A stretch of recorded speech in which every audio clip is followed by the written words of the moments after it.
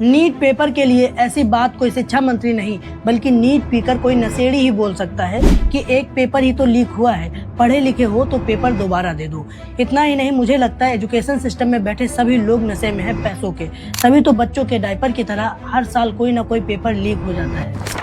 अभी 3 मई को रविवार के दिन नेशनल टेस्टिंग एजेंसी (एनटीए) द्वारा देश के विभिन्न केंद्रों पर नीट यूजी की परीक्षा को आयोजित किया गया था, जिसमें लगभग 23 लाख अभ्यर्थी बैठे थे। इसमें कुछ काबिल और चुनिंदा छात्र देश के होनहार डॉक्टर बनने वाले थे, लेकिन सिस्टम में बैठे कुछ निकम्मे जनों द्वारा कुछ पैसों के लालच में उन बच्चों के भविष्य पर मूत दिया गया। क्योंकि परीक्षा के पहले राजस्थान के सीकर में पेपर की हैंड रिटन कॉपी बनाई गई, फिर उसे स्कैन करके पीडीएफ को गेस्ट पेपर बताकर 30,000 से 10 लाख रुपए तक बेचा गया, जिसमें लगभग 410 सवाल थे, जिसे नेशनल टेस्टिंग एजेंसी के डायरेक्टर जनरल अभिषेक सिंह ने कहा कि पेपर लीक नहीं हुआ है, ये केवल एक पीडीएफ है जिसके कुछ सवाल उस वाले पेपर से मैच कर रहे हैं, लेकिन उसमें करीब केमिस्ट्री के 120 सवाल असली वाले पेपर से हूबहू मैच कर रहे थे। ये कोई अतिशयोक्ति नहीं हो सकती। आपको जानकर हैरानी होगी, इसमें नीट पेपर सेटिंग पैनल से जुड़े प्रोफेसर पीवी कुलकर्णी से लेकर भारतीय जनता पार्टी से जुड़े युवा नेता दिनेश बिनवाल तक पाए गए, जिन्होंने इससे पहले अपने परिवार के कई बच्चों को नीट क्रैक कराया है।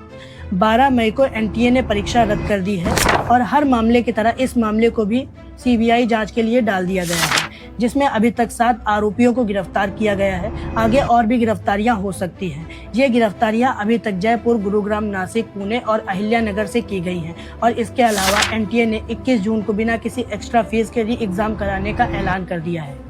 शायद बच्चों को दुख इस बात का नहीं होगा कि री एग्जाम होगा, दोबारा पेपर की तैयारी करके दोबारा पेपर देना होगा। बच्चों को दुख इस बात का होगा कि हर साल पेपर लीक हो जाते हैं, जिसके चलते पढ़ाई और एग्जाम प्रेशर की वजह से हर साल हजारों बच्चे मानसिक तनाव झेलते हैं, यहाँ तक सुसाइड अटेम्प्ट भी कर लेते हैं। 2024 के एनसीआरबी के डाटा के अनुसार लगभग 14,500 बच्चों ने आत्महत्या की। इसका जिम्मेदार कौन होगा?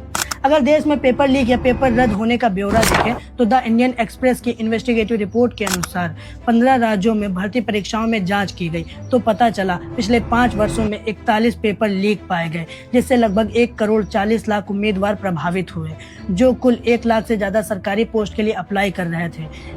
कई परीक्षाएं रद्द कराई गई या दोबारा करानी पड़ी, लेकिन फिर भी ये मरे दिमाग के स्कूल कॉलेज रूपी मशीन में डेवलप हुए छात्र इसके खिलाफ आवाज उठाना तो छोड़ो, ये बार बार चुपचाप एग्जाम दिए जाते हैं। कुछ नौकरी या कॉलेज पाते हैं, कुछ अपना छोटा मोटा धंधा अपनाते हैं। पेपर लीक में दलालों का क्या है? ये पेपर लीक में अपनी जेब भर जाते हैं। नेता कहते हैं छात्र युवा शक्ति है, छात्र भी जानते हैं कि वो युवा शक्ति हैं, लेकिन वो नेपाल की क्रांति देखकर खुश हो जाते हैं।